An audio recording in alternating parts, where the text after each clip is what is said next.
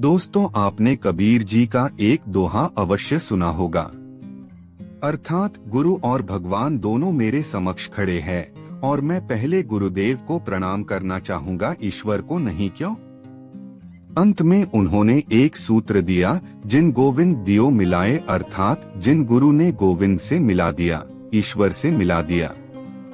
ईश्वर तो सर्वत्र है ही, हमारे भीतर भी ईश्वर है, कण कण में ईश्वर है, आगे पीछे ऊपर नीचे तीनों लोकों में, समस्त ब्रह्मांड में कौन सा ऐसा स्थान है जहाँ पर ईश्वर नहीं है। लेकिन तब भी हम अपने आप को सदा अकेला क्यों पाते हैं। अगर ईश्वर सब जगह है तो जब भी हमें कष्ट, दुख, आपदा आती है तो क्यों ईश्वर साक्षात प्रकट होकर हमारी रक्षा नहीं करते हैं।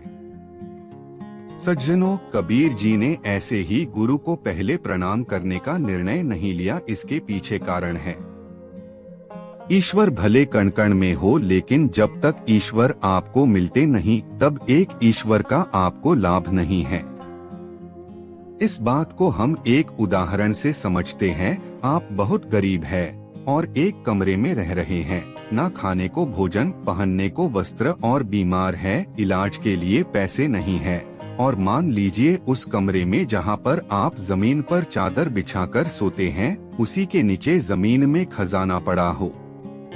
वह खजाना तो है, लेकिन अगर वह खजाना आपको मिला ही नहीं तो क्या उस दबे हुए खजाने का आपको लाभ है। आपकी गरीबी दूर होगी, जाहिर सी बात है नहीं। लेकिन अचानक आपके पास कोई भद्र पुरुष आता है, वह व्यक्ति कहता है कि भाई थोड़ा सा हटना तो, और यहाँ से खुदाई करके जहाँ तुम बैठे हो ठीक उसी के नीचे खजाना है, आओ मैं साथ में लगकर उसे खुदवाता हूँ और देखते ही देखते तुम अपार धन के मालिक हो जाओगे। आप संदेह ना करें और एक बार उनकी बात मानते हुए आप यहाँ से खुदाई करें और क्या पाते हैं, हीरे जवाहरात धन संपदा से भरपूर्ण एक सुंदर खजाना आपके हाथ लगता है।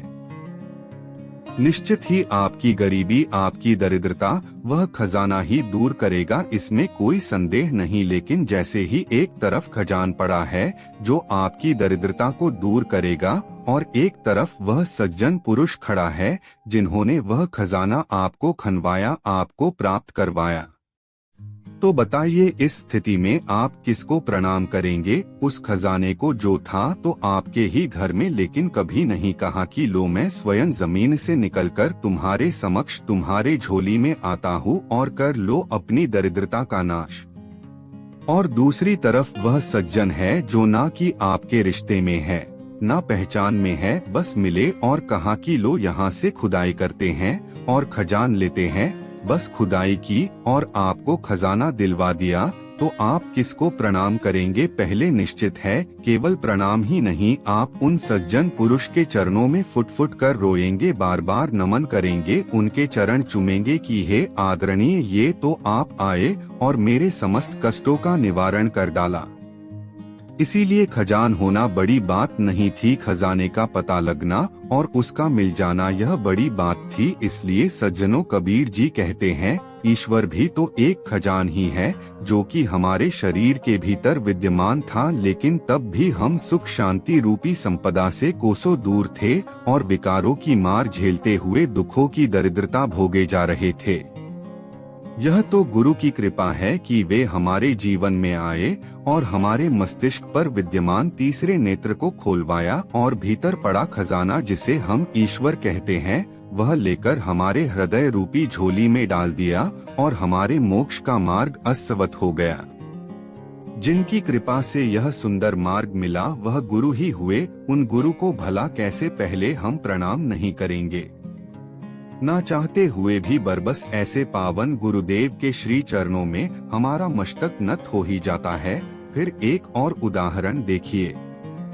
आपको नदियां पार करनी है, पार तो आपको नौका ही लेकर जाएगी, और जिस वक्त आप नौका में बैठते हैं उस पार पहुंच जाते हैं तो निश्चित ही आप नौका में बैठकर पार हुए। लेकिन जैसे ही आप पैसा देने लगे तो क्या आपने नौका को पैसे दिया कि हे नौक, ये लो 20 रुपए और आपका बड़ा धन्यवाद। आप ऐसा नहीं कहते, आप मल्लाह को कहते हैं कि हे मल्लाह, आपका बहुत धन्यवाद और ये लीजिए उतरवाई और हमारी सेवा स्वीकार कीजिए। यहाँ आपने नौका को पैसे नहीं दिए बल्कि मल्लाह को दिए। क्यों? क्योंकि बिना मल्लाह के नौका किसी काम का नहीं। सज्जनों, गुरु मल्लाह होता है और नौका ईश्वर है। निश्चित ही ईश्वर पर सवार होकर हमें पार लगाना है, लेकिन अगर गुरु रूपी मल्लाह नहीं होंगे तो नौका रूपी ईश्वर वह भी हमारी किसी काम की नहीं होंगी। इसीलिए सज्जनों, स्वतः ही हमारे मन में मल्लाह के प्रतिविज्ञता का भाव आ जाता है। एक और उदाहरण लेते हैं। हम बीमार हैं, स्वाभाविक है कि दवा ही हमको ठीक करेगी। आप हॉस्पिटल जाते हैं तो क्या वहाँ पर पड़ी हुई अनेकों दवाइयों में कोई भी दवाई उठाकर खा लेते हैं? जी नहीं। ठीक तो आपको दवा ही करना है, लेकिन उसके पहले आप किसे पास जाते हैं? आप डॉक्टर के पास जाते हैं और डॉक्टर से कहते हैं कि डॉक्टर साहब हमें ठीक कर दीजिए। निश्चित ही ठीक तो दवा ही करेगी, लेकिन आप कहते हैं कि डॉक्टर साहब आप ठीक कर दीजिए और डॉक्टर आपको दवा देते हैं, आप ठीक होते हैं। और जैसे ही आप ठीक हुए, आप धन्यवाद किसका करते हैं? डॉक्टर की, ना कि दवाई की। अर्थात दवा तो है, ठीक भी दवा ही करेगी, लेकिन बिना डॉक्टर के वह दवा आपके लिए मिट्टी के समान है। और बिना डॉक्टर के अगर आपने सीधे दवा लेना आरंभ कर दिया तो हो सकता है कि आप अधिक बीमार पड़ जाएं।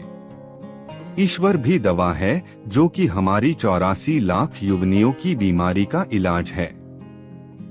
लेकिन क्योंकि गुरु वैद्य है, उनके बिना अगर आप कहेंगे कि ईश्वर रूपी दवा आपको लाभ कर जाएगी तो यह भ्रम है।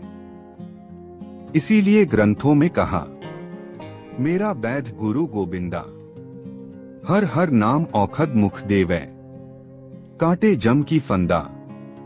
अर्थात मेरा वैद्य गुरु है और हरि के नाम की औषधि मुझको देता है और काटे जम की फंदा, यमदूतों की फंडों को काट देता है, बीमारी दूर कर देता है।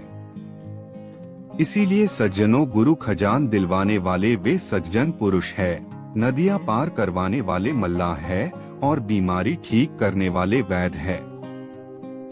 जैसे बाहर मल्लाह या वैद्य को स्वतः ही आप प्रतिज्ञता के भाव से समर्पित हो जाते हैं, ठीक वैसे ही एक भक्त, एक शिष्य गुरु को नमन करता है, समर्पित होता है कि हे गुरुदेव, अगर आप ना होते तो ईश्वर भले ही मेरे चारों तरफ था, लेकिन तब भी हम ईश्वर से सदा दूर ही रहते।